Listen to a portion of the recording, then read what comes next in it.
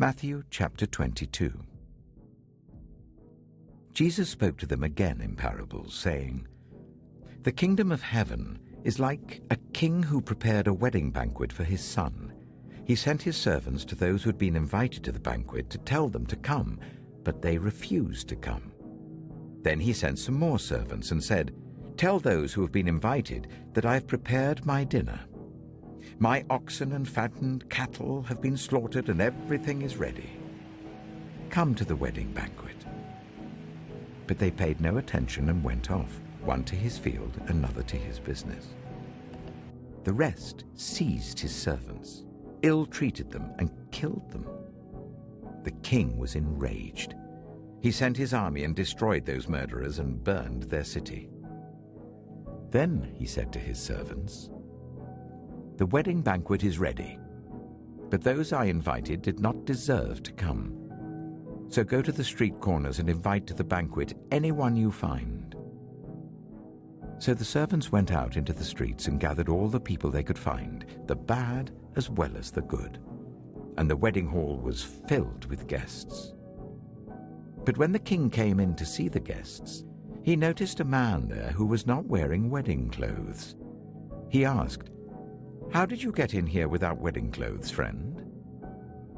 The man was speechless. Then the king told the attendants, 'Tie him hand and foot and throw him outside into the darkness, where there will be weeping and gnashing of teeth. For many are invited, but few are chosen.' Then the Pharisees went out and laid plans to trap him in his words.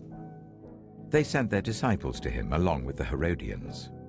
'Teacher,' they said, 'we know that you are a man of integrity and that you teach the way of God in accordance with the truth. You aren't swayed by others because you pay no attention to who they are. Tell us then, what is your opinion? Is it right to pay the poll tax to Caesar or not?'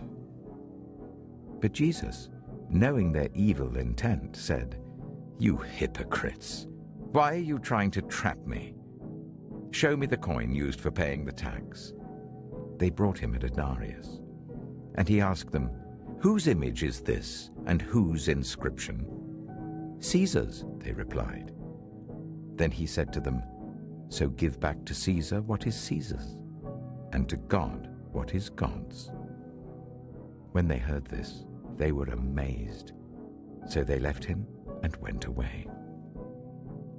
That same day, the Sadducees, who say there is no resurrection, came to him with a question. 'Teacher,' they said, 'Moses told us that if a man dies without having children, his brother must marry the widow and raise up offspring for him. Now there were 7 brothers among us. The first one married and died, and since he had no children, he left his wife to his brother. The same thing happened to the second and third brother, right on down to the 7th. Finally, the woman died. Now then, at the resurrection, whose wife will she be of the 7, since all of them were married to her?'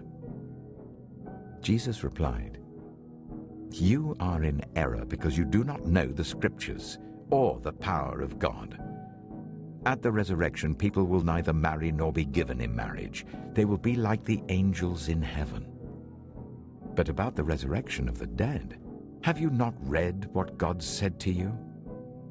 I am the God of Abraham, the God of Isaac, and the God of Jacob. He is not the God of the dead, but of the living.' When the crowds heard this, they were astonished at his teaching. Hearing that Jesus had silenced the Sadducees, the Pharisees got together. One of them, an expert in the law, tested him with this question. 'Teacher, which is the greatest commandment in the law?'